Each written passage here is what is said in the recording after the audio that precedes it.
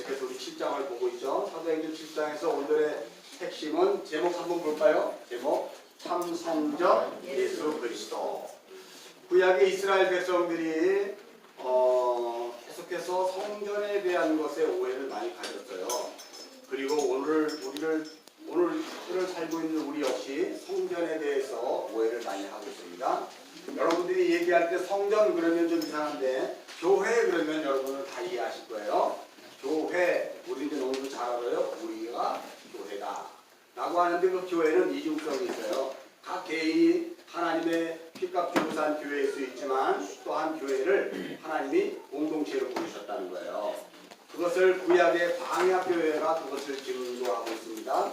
여러분, 광야교회는요, 교회로 부름받은 자들 200만 명이 넘는 사람들이 한 무리의 공동체로 그렇게 광야교회를 이루고 있었잖아요. 오늘도 마찬가지로 동일하게 그 광야교회는 우리와 관계없는 교회가 아니라 우리 안에 그 광야교회의 속성이 들어있는 것이고요. 그리스도 예수로 완성되어 있는 교회로 우리는 오늘 하나님을 예배를 드리고 있는 것입니다.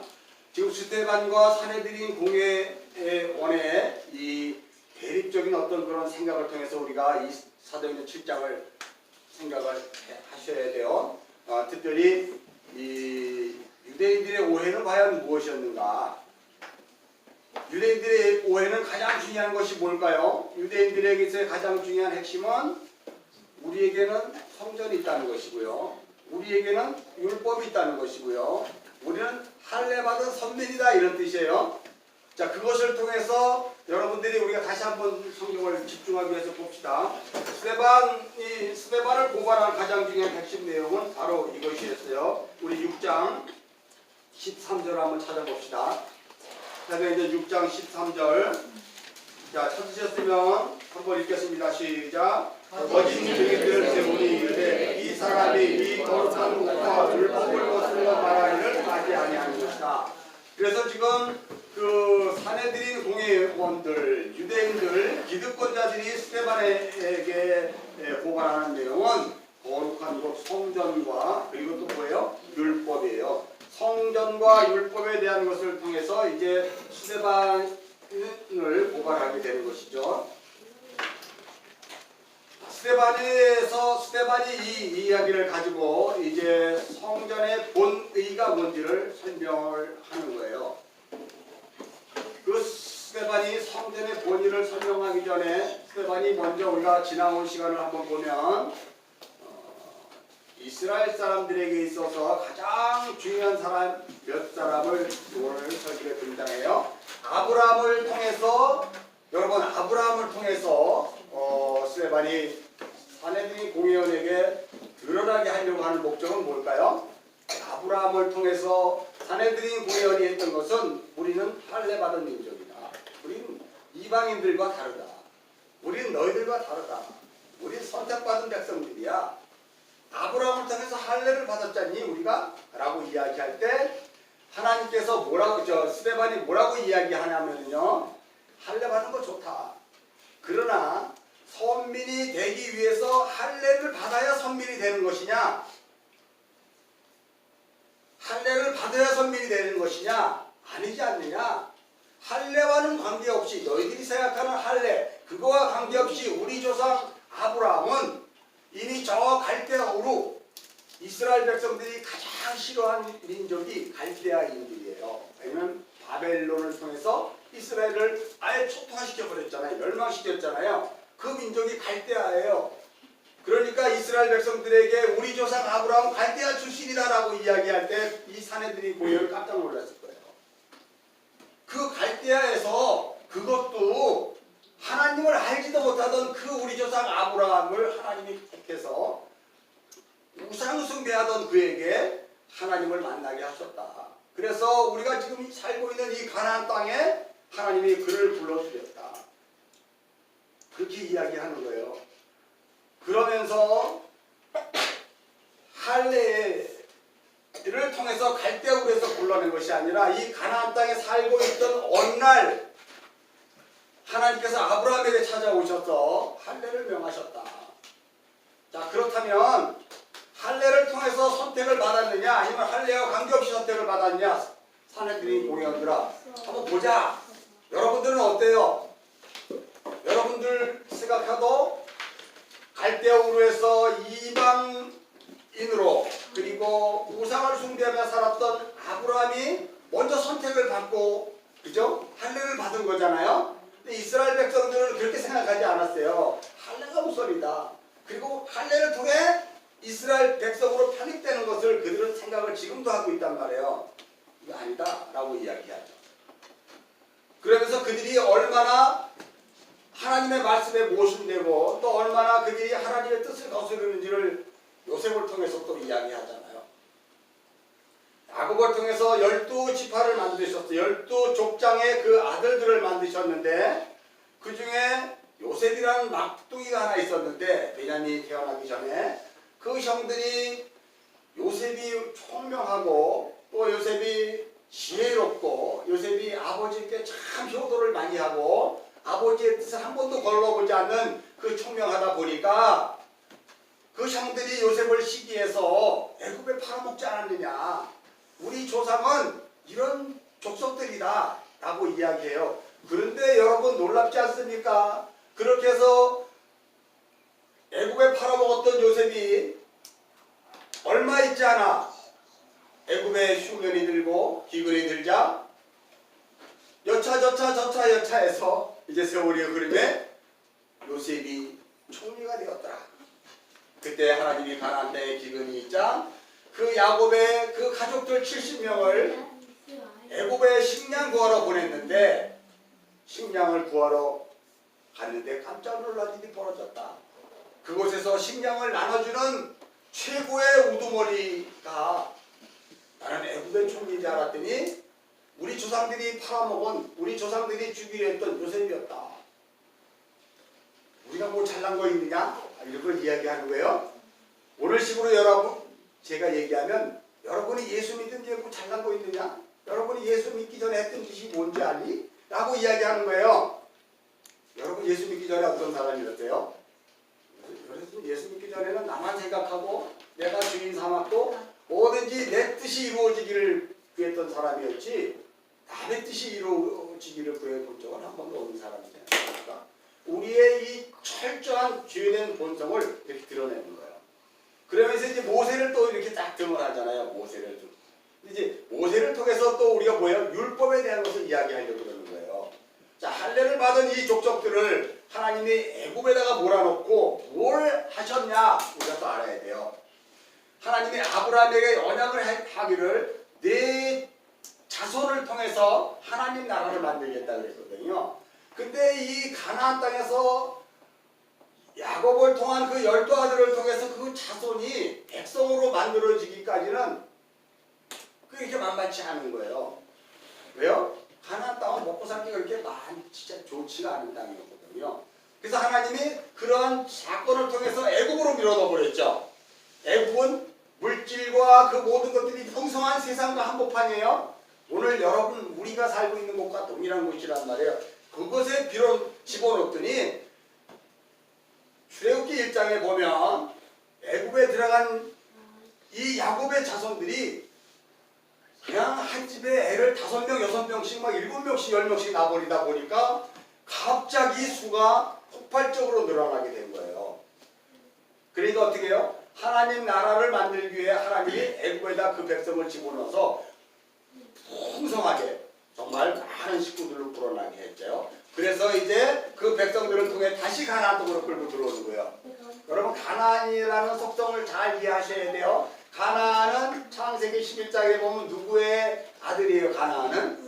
함의 아들이란 말이에요. 함, 저주받은 함의 아들 가나안이에요. 그 가나안이 살던 곳을 가나안 땅이라 그래요. 하나님이 그 저주받은 땅에 불러서 또 그 저주받은 함의 원족속, 함의 족속인 애굽에서 다시 또 그 저주받은 땅으로 불렀대요. 족같고 흐르는 땅이 아니에요.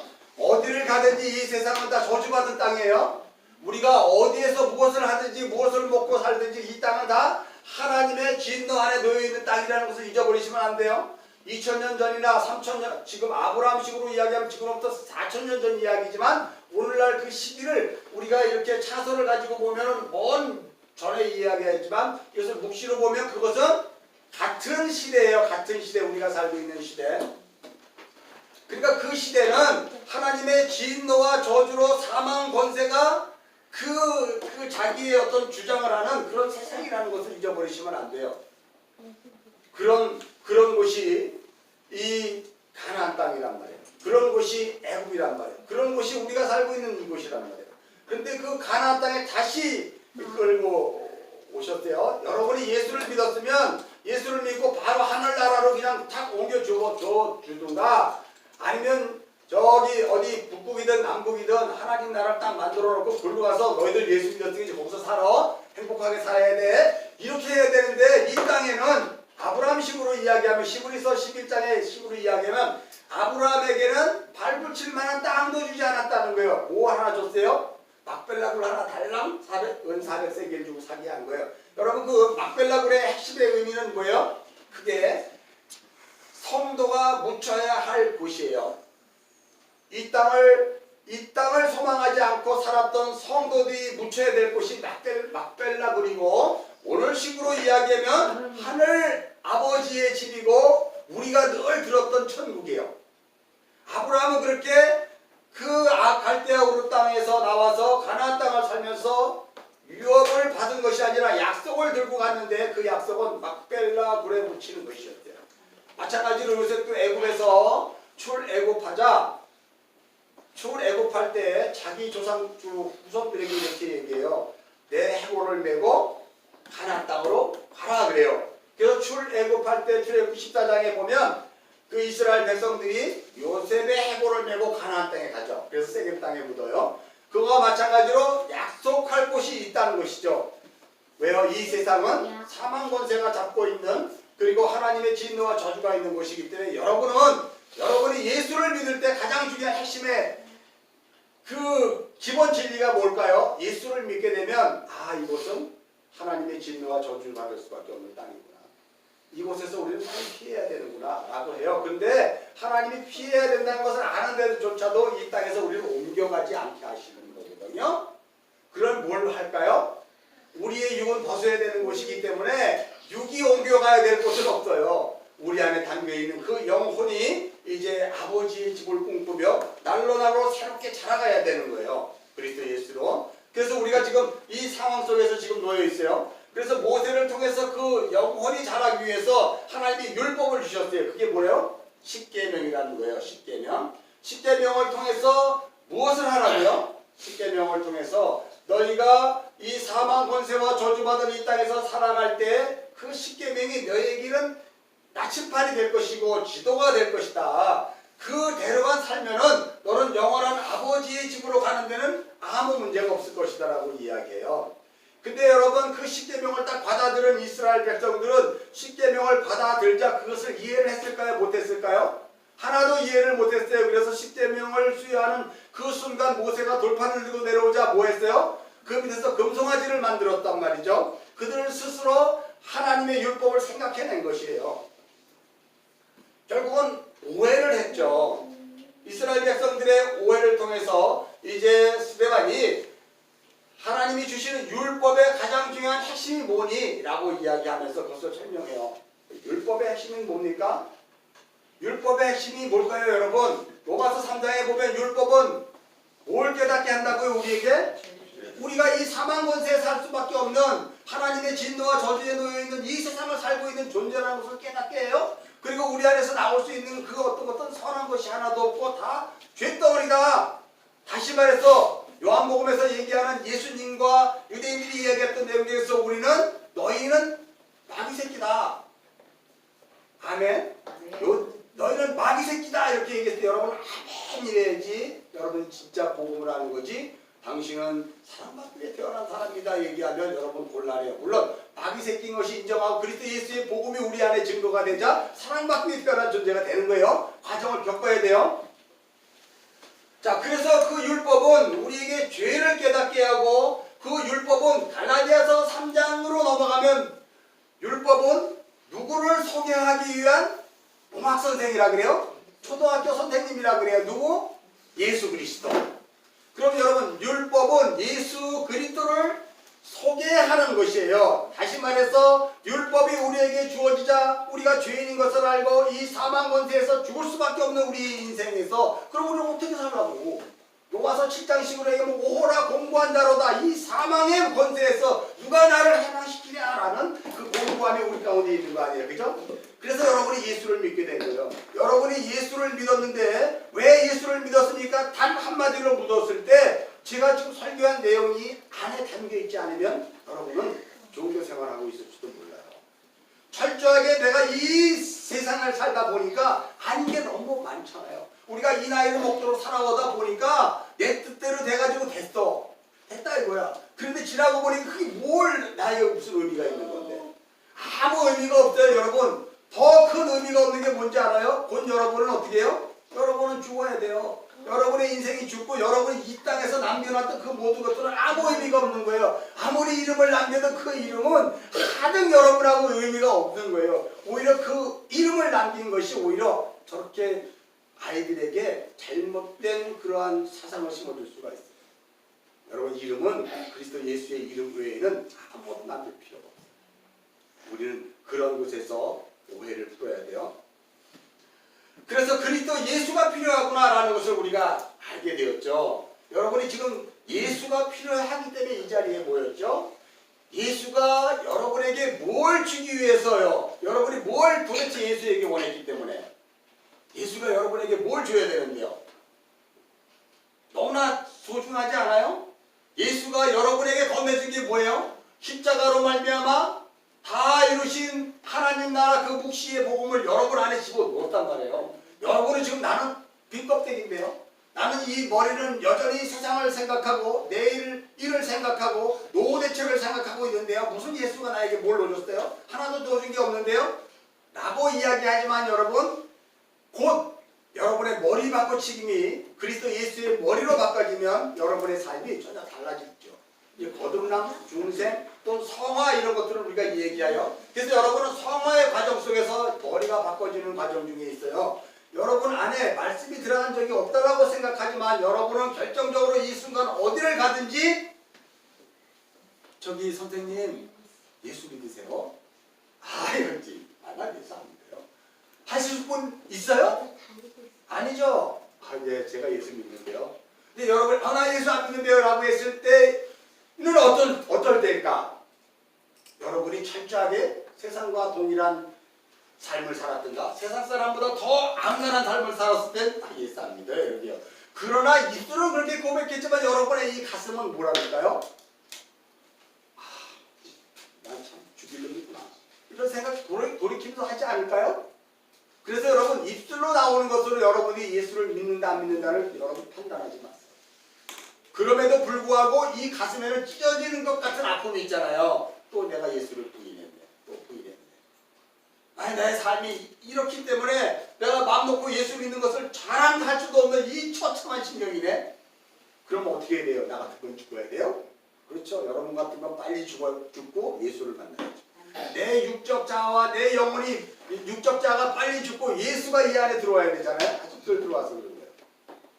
자, 그렇게 해서 지금 율법이 모세를 통해 주어지게 된 것은 스데반이 그렇게 이야기하는 거예요. 이스라엘 백성들아, 율법이 너에게 주어진 것은 너희가 지금 가나안 땅에 살고 있지 않니? 가나안 땅이 젖과 꿀이 흐를 때는 어떤 때인지 아니? 하나님이 너희와 함께 할 때는 그게 젖과 꿀이 흐르지만 너희가 하나님과 관계없이 내 뜻을 이루고 내 힘과 내 자기 애와 자존심을 갖고 살아갈 때는 하나님과 관계없는 땅이야. 그러면 그것은 젖과 꿀이 흐르는 땅이 아니야. 그냥 가나안 땅이야. 저주받은 가나안 땅이야. 너는 그런 삶을 살았잖아. 그것을 여기까지 지금 왔어 라고 하면 스데반이 이야기해요. 거기서 또 하나 이제 이야기하는 것이 성전에 대한 거예요. 이스라엘 백성들에게 있어서 가장 목숨처럼 여기는 것은 성전 신앙이에요. 여러분 오늘날도 예루살렘에 가면 하나님께서 그 성전을 아주 파괴시키고 그래서 이거는 이런 성전이 아니다. 진짜 성전이 뭔지 아니? 하고 우리에게 이야기했죠. 신약 성경을 통해서 그리스도 예수의 몸된 우리가 그리스도의 성전이란 말이에요. 근데 이스라엘 백성들은 구약의 이스라엘 백성들은 성전을 오해했기 때문에 지금도 백투더 예루살렘을 해요. 예루살렘을 탈환해야 돼요. 지금도. 그 사상이 십자군 전쟁을 일으켰고 그 사상 때문에 오스만 터키가 더 강해졌어요. 여러분 오스만 터키가 왜 강해졌다고요? 하나님이 강하게 만든 거예요. 선민이라고 하는 이스라엘 백성들이 성지순례 성지탈환을 하자 하나님이 그것을 더 강하게 만들어서 못하게 만들었거든요. 오해를 못해요. 여러분들은 계속 성지순례 가잖아요. 지금 성지순례 왜 가는데요? 거기서 뭘 발견하겠다고요? 그건 인간이 만들어낸 것이지 거기 성지순례가 여러분이 진짜 성지순례는 어딘지 아세요? 선교지예요. 선교지가 여러분의 성지순례거든요. 거기 왜 가려고 그래요? 비싼 돈 400만 원씩 들여가지고. 이러면 또 이제 많은 사람들이 저에게 또 딴지를 걸려고 해요. 네가 내 밥줄을 끊어놓으려고 그러냐? 그럼 이제 제가 스테반이고 그들이 사내들이고 성지순례 가지 말고 선교 가세요. 그리고 이 지역 사회를 위해서 목숨을 버리는 거예요. 그게 성지순례지 뭘 자꾸 그런 데 가려고 그래요. 자, 성전의 오해가 바로 그거예요. 그래서 오늘날 황금사울을 그 예루살렘 성전 모리아산 그 거기에 세워놨잖아요. 그게 모슬렘 성전이잖아요. 그죠? 그래서 이건 아닌가 보다 라고 해야 되는데 오늘날 끊임없이 사람들은 거기를 탈환해야 되는데 안 되다 보니까 그 하나님 다 허물어 갖고요. 통곡의 벽 하나 달랑 만들어 놨어요. 모형이거든요. 거기를 통해서 그럼 통곡의 벽을 붙잡고 기도하다 보면 내가 이거 뭐 하는 짓이지? 이를 깨달아야 되는데 거기에서 은혜 받았대 사람들이. 잘 생각해 보세요 여러분. 통곡의 벽에서 기도하면서 막 은혜 받아갖고 하나님 이렇게 이스라엘 이 빼앗함으로 다 없애버리고 회파시키고 요거 달랑 벽조가리 하나 남겨놨는데 하나님 이러면서 뭘 배우겠다는 거예요. 하나님이 물어버린 것을 붙잡고 뭘 하겠다는 거예요? 여러분 그게 불신앙인 거 아세요? 불순종이고. 그러니까 우리는 어디까지 지금 오해를 하고 있는지 이스라엘 백성들만 오해하고 있는 것이 아니라 우리 자체가 너무 오해하고 있어요. 자, 그래서 성전에 대한 오해를 스데반이 설명해요. 근데 여러분 우리는 이미 답을 알고 있어요. 지금 진짜 하나님께서 이스라엘 백성들을 가나안 땅에 불러들이고 그리고 불러들일 때 그냥 출애굽할 때 율법만 준 게 아니고 성막을 주셨단 말이에요. 율법만 준 게 아니고 성막을 주셨어요. 그러면 성막을 통해서 뭐 하겠다고? 성막을 통해서 뭐 하겠다고 모르니까 성경을 찾아봐야 돼. 그죠? 출애굽기 25장으로 갑시다.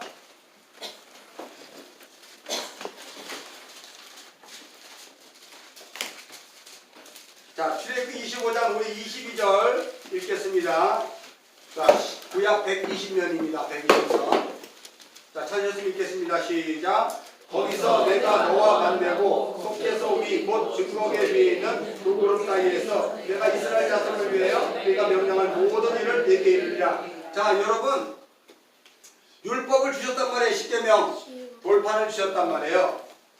그런데 지금 여기에 보면 하나님께서 그 앞에를 한번 볼까요? 25장 8절 읽겠습니다. 시작. 내가 그들 중에 거할 성소를 그들이 나를 위해 짓되 9절 무릇 내가 내게 보이는 모양대로 장막을 짓고 기구들도 그 모양을 따라 지을 것이라. 그 다음에 14절 읽겠습니다. 시작. 그 채를 궤 양쪽 꼬리 궤에 섞여서 궤를 매게 하고 16절 내가 내게 줄 증거판을 궤 속에 둘지며. 여러분 지금 제가 막 이렇게 25장을 왔다 갔다 하면서 읽었어요.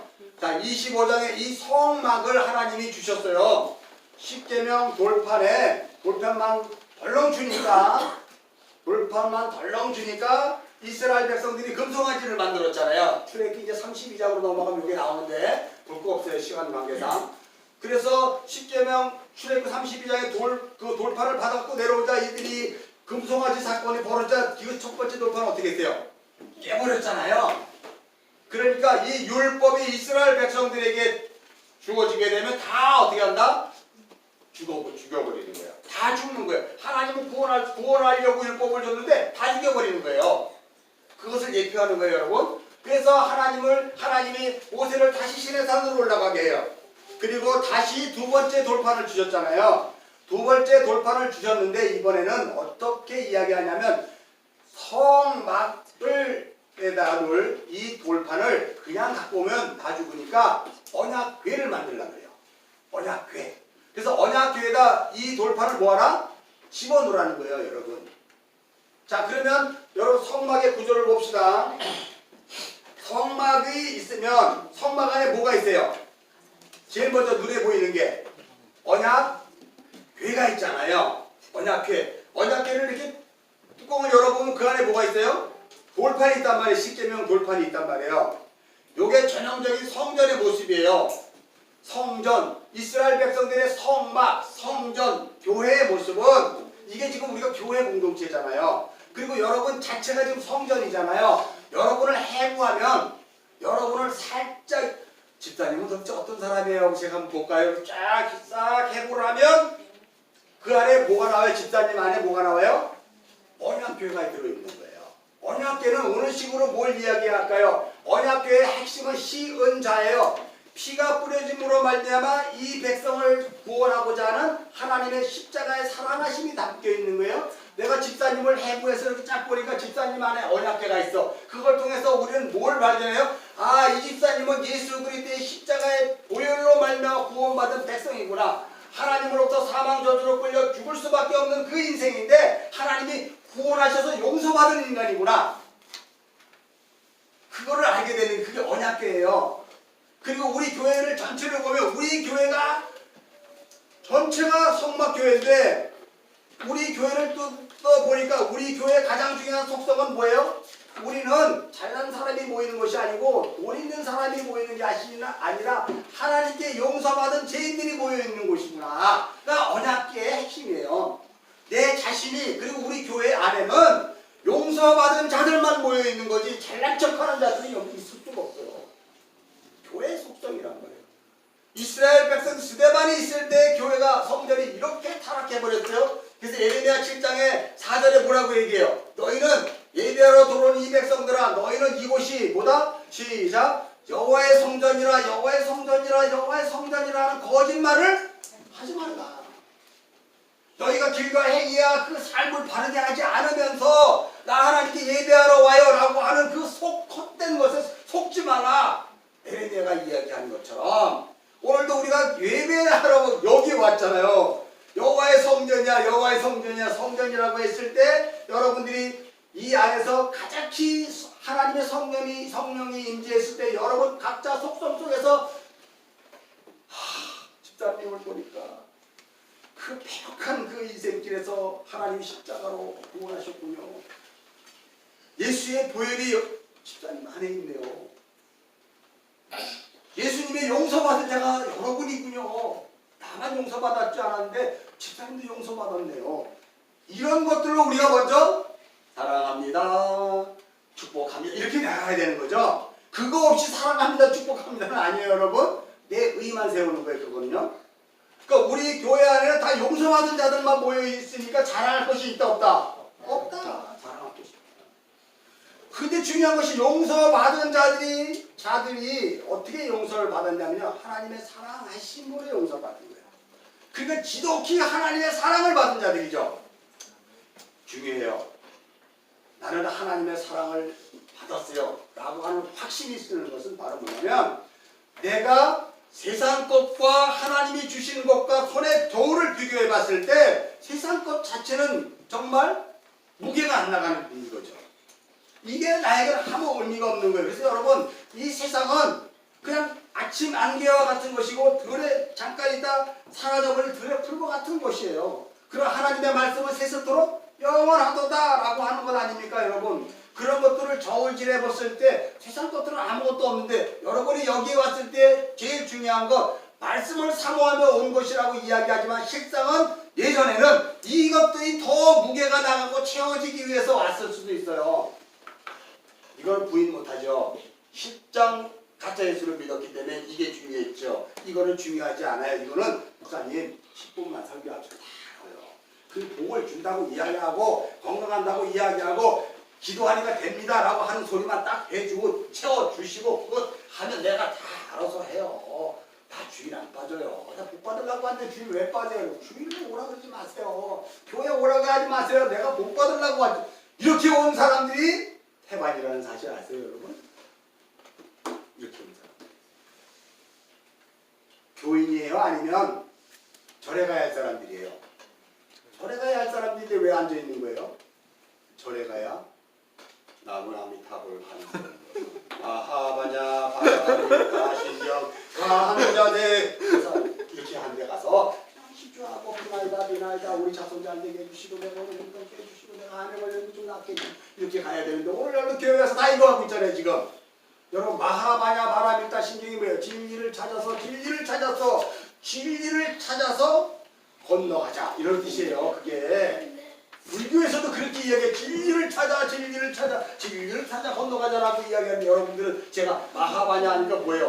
무당 못하네 이거잖아요. 그러나 불교인들이 봤을 때는 엄연히 진리를 찾아가는 거예요. 근데 우리 진리가 찾아왔잖아요. 우리 안에서 찾아와서 우리를 용서하셨대요. 우리를 사랑하셨대요. 그게 성막의 가장 중요한 핵심이에요. 그렇게 해준 성막의 가장 중요한 핵심, 하나님의 사랑하심과 하나님의 용서하심이 우리 안에 들어있는 것이죠. 그거를 통해서 하나님의 임재라고 이야기해요. 율법이 전해주자. 율법이 죄덩어린 것을 우리가 깨닫게 되잖아요. 그럼 어떻게 살라고? 반쪽짜리 복음을 알면 교회에 갔다가 바로 어디로 가야 돼요?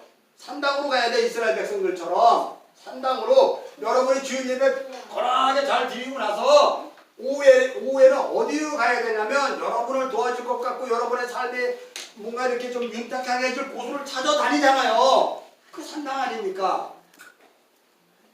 그러나 우리가 그런 삶을 살아서는 안 되는 건 너무도 잘 알잖아요. 이제는 우리 안에 뭐가 담겨있기 때문에 그리스도 예수의 십자가의 복음과 사랑하심과 용서하심이 담겨있기 때문에 우리는 이제는 그러한 삶을 바라보지만 그것을 통해서 우리가 가야 할 삶이 아니라는 걸 너무나 잘 알고 있잖아요. 이제는.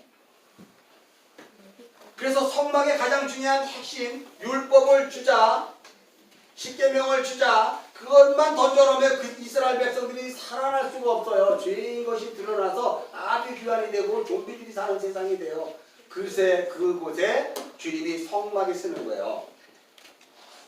그 사망 권세에 끌려갈 수밖에 없는 그곳에 주님이 뭐가 쓴다고요? 성막이 쓰는 거예요. 교회가 쓰는 거예요. 그곳에. 그게 예수 그리스도의 복음이란 말이에요. 신약식으로 얘기하면. 그래서 율법과 복음이에요.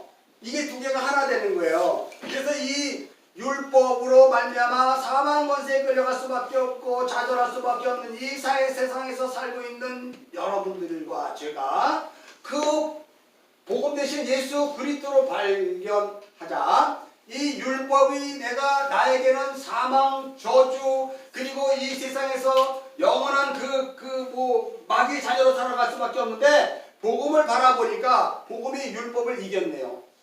이겼다라고 이야기하면 이상한데 율법의 요구를 이 복음 예수 그리스도 십자가로 다 완성해 버렸거든요.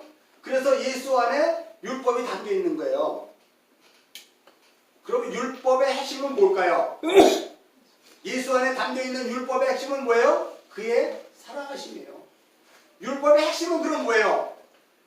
사랑이라니까요. 근데 그게 우리에게 비춰져서 복음으로 보지 않을 때는 우리를 죽이는 거예요. 근데 그게 예수 십자가로 말미암아 예수를 바라보게 하는 초등학교 교사가 되면 우리가 그 예수를 바라보자 율법을 예수가 완성하셨단 말이에요. 복음으로. 그래서 예수가 그 안에 율법을 품었는데 그 모습을 이렇게 보니까 하나님 사랑, 이웃 사랑이네.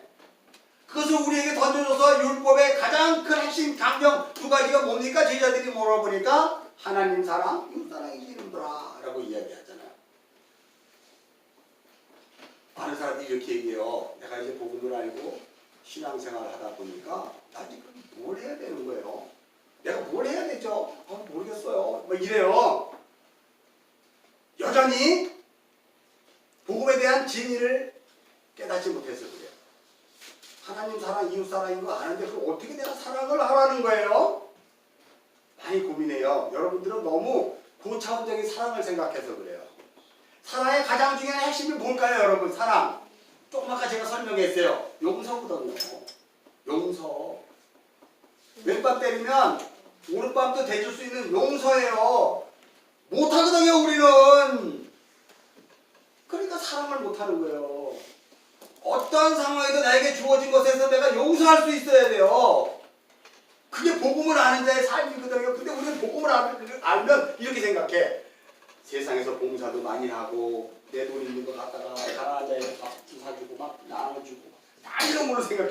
물론 그런 것들이 사랑과 용서하는 마음 안에서 이루어져야 되는 거잖아요. 그죠? 근데 그런 것들이 없는 상태에서 내 머리로 자의적으로 이루어진 것은 그게 우상숭배잖아요. 제가 설계했던 것처럼. 그럼 나는 사랑할 수 없어요 라고 하는 그 사람의 핵심은 뭘까요? 이제는 우리 부인 못해요. 나는 어떠한 상황도 용서를 못해요. 내가 어떠한 상황도 용서를 못하는 가장 중요한 핵심은 뭐예요? 내가 나를 위해 살고 있고 가족들도 나를 위해 사는 거야. 아들아, 딸아, 여보, 당신은 나를 위해 존재해야 되는 거야. 설령 그렇게 안 해. 잘해주잖아.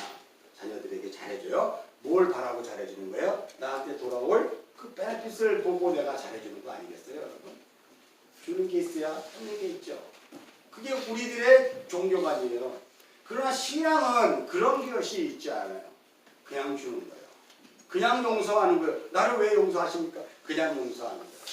나도 모르겠어요. 굳이 한마디 더 붙이면 예수님이 용서하라 그랬어요. 뭐 좋지만 우리는 그냥 용서하는 거예요. 왜요? 우리가 그냥 사랑받았기 때문에. 근데 여러분 인생을 살아갈 때 나 이렇게 복음을 알았는데 어떻게 살아야지 여러분 고민하지 마세요. 지시각각으로 여러 번하게 들어와서 내가 수구이 가고 내가 이렇게 할 수 있을 그런 전혀 상황이 없을 때 우리는 늘 어떻게 생각해요? 기도해. 기도해. 내가 함부로 지금 얘기를 못해요.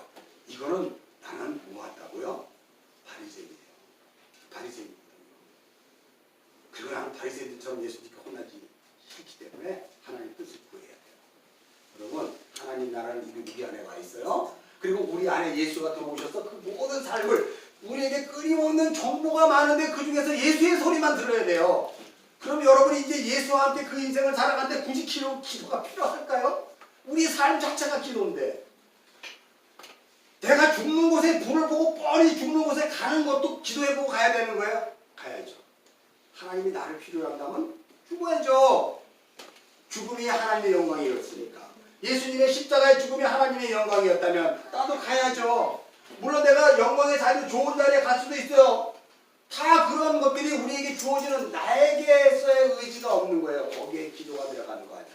우리의 삶의 한 발 한 발이 기도예요. 누구의 기도? 누구의 기도?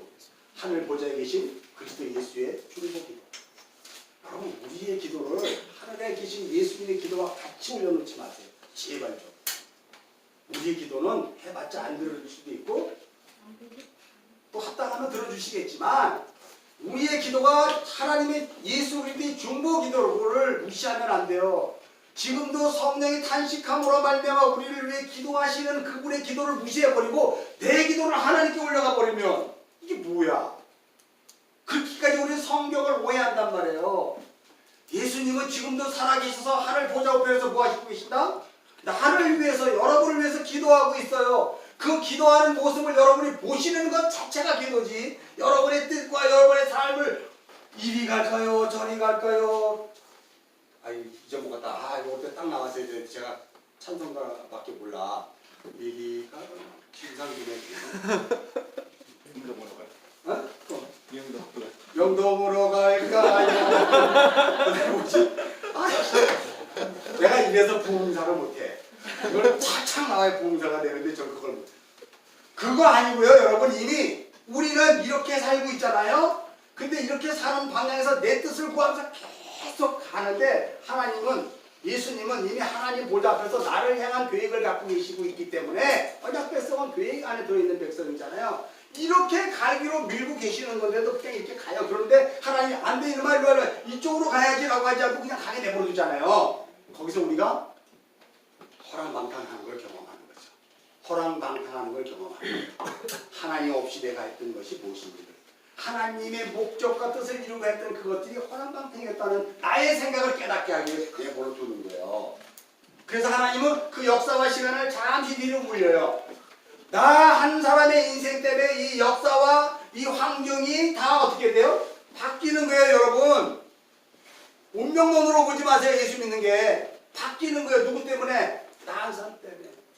그러면 여러분 잘 생각해 보세요. 나 한 사람이 어떤 생각을 가지고 있느냐에 따라서 우리 공동체가 같이 굴레 속으로 끌려가는 거예요. 그게 이스라엘 백성들의 출애굽이에요.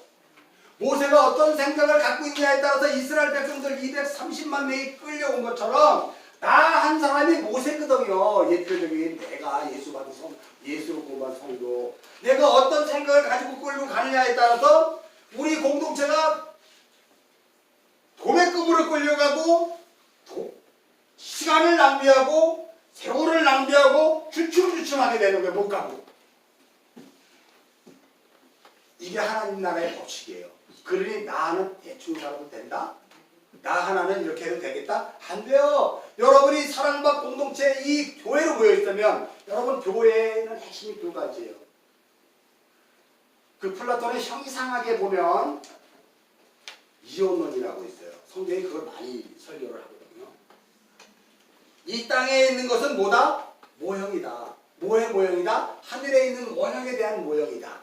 그래서 하늘에 있는 원형에 대한 이 땅의 뜻이 뭐다? 그림자다. 그래서 예수 그리스도가 하늘을 여시고 그 하늘에 있는 모형을 비춰주자 그걸 오해를 했던 그 백성들에게 직접 오셔서 이 그림자 이 모형은 이게 아니고 이거야 라고 설명해주고 다시 올라가셨대요. 예수님이 십자가에 죽으시고 부활하시니. 그래서 우리는 그걸 깨달은 거예요. 스테반 그 성전의 가장 중요한 핵심, 그것은 하늘 성전에 대한 이 땅의 성전은 모형이었어.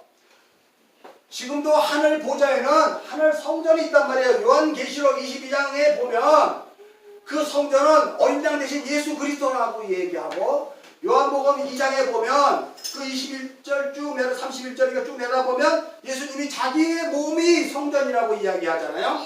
그러므로 지금 스테반이 이야기하는 구약의 율법의 그 성전 자체를 하나님이 없애버리는 것인데 왜 없앨 걸 자꾸 보여줘요? 우리들에게 설명하는 거예요. 너희가 이 땅에 태어났지 않니? 근데 너희는 다시 태어나야 되는 거 아니? 하고 이야기하는 거예요. 여러분이 성전이래요. 신약에서는. 그럼 하나님이 태초에 천지를 창조하셔서 여섯째 날 아담을 창조하시고 우리가 그 아담의 후손으로 이 땅에 인간으로 만나 이 땅에 태어났네. 그럼 이 땅에 인간으로 태어났으면 이것이 구약 성전이에요. 광야교회 성전이에요. 이스라엘 백성들이 아는 성전이고 스테반이 이야기하는 성전이에요. 여러분 이 성전은 반드시 어떻게 해야 된다? 파괴되고 허물어져야 돼요. 여러분의 전 인격, 여러분의 전 육적 자아는 파괴되고 허물어져야 돼요. 그리고 하늘 성전이 그 모형이 여러분의 비추자 그것이 합해져야 되는 거예요. 여러분 성경에 보면 다윗에 보면 여기 보면 하나님께서 다윗에게 이렇게 얘기해요. 야, 내가 진짜 내 마음에 합한 자를 찾았다. 내 마음에 진짜 합한 자를 찾았다. 그가 다윗이다. 라고 했을 때 여러분 무슨 생각을 했어요? 이 땅에 있는 모형 성전인 다윗이 드디어 내가 왕국에 살아서 이게 되겠습니까? 하나님도 이 좋은 집에 살아죠. 나는 백항목에 사는데 안 되죠. 제가 하나님 집을 줘드릴게요. 사무엘하 7장에 나오는 거예요. 시간이 없어서 성경 안 찾을래요. 그랬을 때 하나님이 뭐라고 얘기해요? 나단 선지자를 통해서 다윗아, 집은 내가 너한테 줘주는 거지 네가 나에게 줘줄 거 아니야. 그 상황 속에서요. 오늘 성경 딱 하나만 봅시다. 사도행전 7장. 자, 우리 46절 한번 읽겠습니다. 시작. 다윗이 하나님 앞에서 은혜를 받아 야곱의 집을 위하여 하나님의 족속을 주수하게 하여달라고 하더니, 여기에 은혜를 받았다는 얘기는요, 퓨렌카린 이런 뜻을 사용하는데요, 능동태 직설법이에요. 이게 능동태 직설법은 뭐예요? 수동태가 아니고 능동태예요. 그죠? 은혜를 받아라고 했는데 이게 능동태라네. 우리는 은혜를 어떻게 해야 돼요? 가만히 있으면 은혜를 주시고 감사해요 하나님. 이렇게 있다가 또 은혜를 또 주인에 또 들어서 탁 받아서 먹고 감사해요 하나님. 이걸 은혜로 알고 있지 않았어요? 근데 다윗이 지금 이야기하는 은혜를 받아 카리스 은혜, 찾다. 구하라, 찾으라. 그러면 열릴 것이다. 물론 주시면 성령이라고 이야기해서 누가 보면. 그러나 여기에서 다윗이 은혜를 여기 뭐라고 했어요? 받아라고 이야기했던 것은 다윗이 은혜를 아주 사모했다는 거예요. 내가 인생을 살다 보니까 이제 예수를 만났어. 예수로 인생을 사는 게 너무 기쁜 거야. 그럼 나는 이제 앞으로 어떻게 살아야 되지? 다윗이 그랬다는 거예요. 그래서 퓨렌카렌이라는 단어를 사용해서 뭐냐면 다윗이 그러면 이제 내가 은혜로 사는 게 최고니까 은혜를 어떻게 찾아야지 하고 은혜를 찾아 다녔다는 거예요. 능동태 직설법, 직접 누구를 통해 듣고 받는 게 아니고 잘 생각하셔야 돼. 그럼 교리적으로 문제지 않아요. 우리 가만히 있었는데 하나님 선물로 은혜를 주셨다는데 믿음도 주셨다는데 구원도 주셨다는데 그거 하는 그 단어 안에는요. 내 안에 육적 자아가 원하는 것이 아니라 내 영혼이 그 은혜를 간절히 사모하는 거예요. 그 은혜를. 근데 가만히 보니까 다윗은 그 은혜를 사모하다 보니까 이게 딱 생각나네. 어머나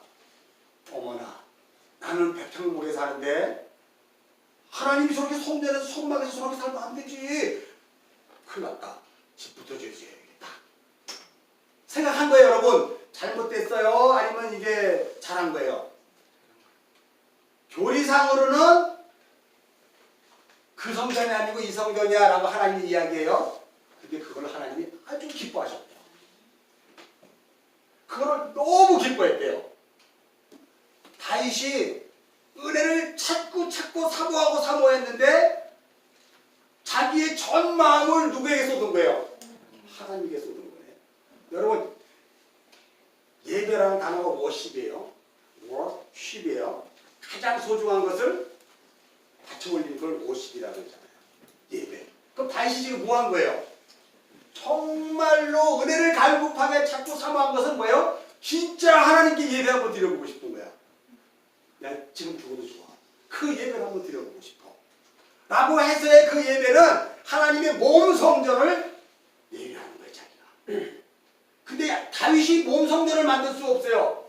그 몸 성전은 누가 만들어야 돼요? 다윗의 후손에서 예수 그리스도가 만들어야 되기 때문에 그럼에도 불구하고 다윗의 입을 통해서 먼 훗날 그리스도 예수로 만들어지게 몸 성전을 다윗이야, 네가 이거 어떻게 알았어? 이거예요. 그래서 기뻐했다는 거예요. 야, 수많은 사람들이 자기를 위해, 자기의 목숨을 위해, 자기의 삶을 위해 나를 찾아왔는데 이스라엘 백성들이 다윗만큼은 그렇지 않았네. 제가 어떻게 알았지? 라고 얘기했을 때요. 하늘에 계신 그 성전이 원형이잖아요. 그리고 다윗이나 우리 모두가 지금 뭘로 있는 거예요? 모형으로 있는 거예요. 근데 원형과 모형이 항상 우상 숭배와 죄와 그 이 사망 저주 속에서는 다른 모습으로 우리가 하나님을 예배하고 또 하나님을 찬양하는 삶으로 살아가는데 다윗이 휴렌탈이하다 보니까 그것이 합해지더라는 거예요, 여러분. 이거 너무 어려운 얘기일까요? 이게 영적인 얘기인데. 지성아, 이해를 하지? 하늘의 원형 성전이 유일하게 합해진 딱 한 사람이 누구예요? 다윗이었다는 거예요, 여러분. 근데 그때는 그렇게 귀한 다윗이었는데 지금은 여러분이잖아요. 다윗보다 여러분이 더 나을까요? 못 나을까요? 다윗보다 여러분이 나아요. 다윗은 살인자였잖아요. 다윗은 강간범이었잖아요. 다윗이 한 게 뭐가 있어요? 자기 관계. 여러분 그런 건 안 했잖아요. 그죠? 그런 건 안 했잖아요. 얼마나 감사해요. 그래도 그게 뭐 감사의 조건이 아니라 이상하게 뭔지 보면 막 하려고 그랬어. 아니, 감사 그거 아니야. 아, 이게 참 복음이 그래서 설교하기 진짜 어려워요. 그죠? 이제 여러분들이 복음을 아니까 내가 자신 있게 얘기할 수 있어. 그건 절대 감사가 아니죠. 하나님 그 자리에 밀어버리면 그렇게 가야죠. 그리고 뼈마디가 녹는 그 눈물병을 흔들면서 그냥 통회하고 자복하는 삶을 또 살아내야 되겠죠. 하나님 받으시는 거니까 그게 원형 성전과 모형 성전이 하나 되는 거예요. 그래서 여러분 이런 거 있으세요. 아브라함은 믿음의 아버지라고 그러잖아요. 아버지, 아브라함은. 근데 창세기 22장에 보면 아브라함이 자기 아들 이삭을 모리아산에 바칠 때 바치려고 그러니까 하나님이 안돼 아브라함아 잠깐 멈춰라 그러더니 뭐라고 해요? 하나님께서 아브라함에게 내가 이제야 내가 나를 경외하는 줄 알았구나.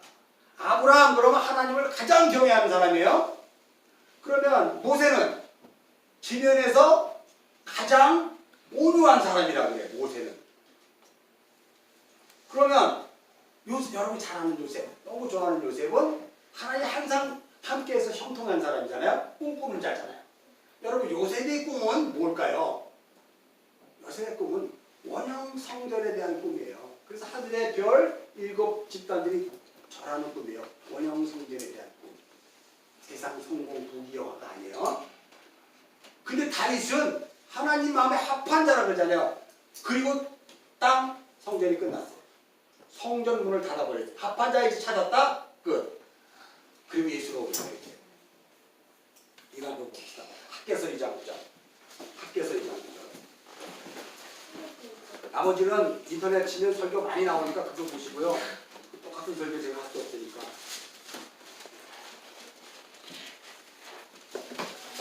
학개서는 거의 뒤에 있어요.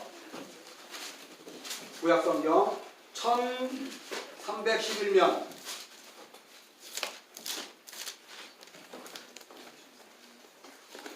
자 1312장 학개서 2장 우리 먼저 3절 먼저 한번 읽겠습니다. 시작. 너희 가운데 남은 자 중에서 이 성전의 이전 영광을 본 자가 누구냐? 이제 이것이 너희에게 어떻게 보이느냐? 이것이 너희 눈에 보잘것없지 않게 하느냐? 여러분 지금 학개가요 스룹바벨 성전을 지금 포로 교환해서 다시 성전을 재건하는 거예요. 그죠? 지금 성전을 재건하고 있는데 여기서 이 성전의 이전 영광, 과거의 영광, 이전에 있는 영광은 누구 성전? 무슨 성전이에요? 솔로몬 성전. 솔로몬 성전.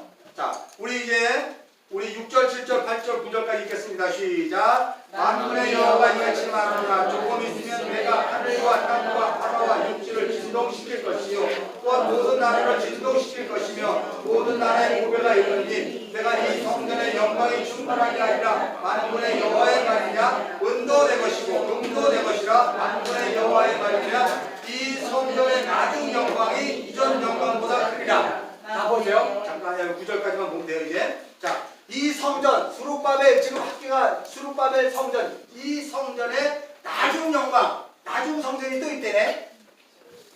그걸 헤롯 대왕이 오해를 해서 자기가 그 성전을 지은 거예요.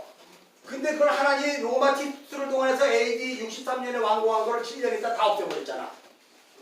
파괴시켜버렸잖아. 돌 위에 돌 하나도 남지 않게 다 파괴시켜버렸잖아 하나님이. 그럼 여기서 나오는 이전 영광, 지금 성전보다 이전 영광, 솔로몬 성전의 그 영광보다 나중 영광은 무슨 성전이야? 예수 그리스도로 말게 된 몸 성전이잖아요. 그죠? 참 성전이란 말이에요. 그걸 학계가 이야기하는 거죠. 그래서 여러분 이제 이 성전에 대한 이거를 이제 제가 수요 설교 때 설교를 아주 구체적으로 들어가지 않아도 요 정도만 해도 다 이해하시죠? 그러므로 스데반과 이스라엘 사내들이 공회한 거의 가장 중요한 핵심은 성전인데요. 그들이 생각하는 이전 성전과 그리고요 지금에 있는 그들이 상황에 처해져 있던 이 성전과 나중 성전에 대한 것들을 오해를 한 거예요. 자, 그 나중 성전이 바로 여러분이잖아요. 그리고 우리 사랑과 교회잖아요. 거기에는요 핵심 용서가 담겨 있어요.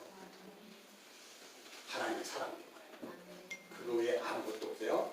그러니 이제 다윗처럼 여러분은 다시 한번 얘기할게요.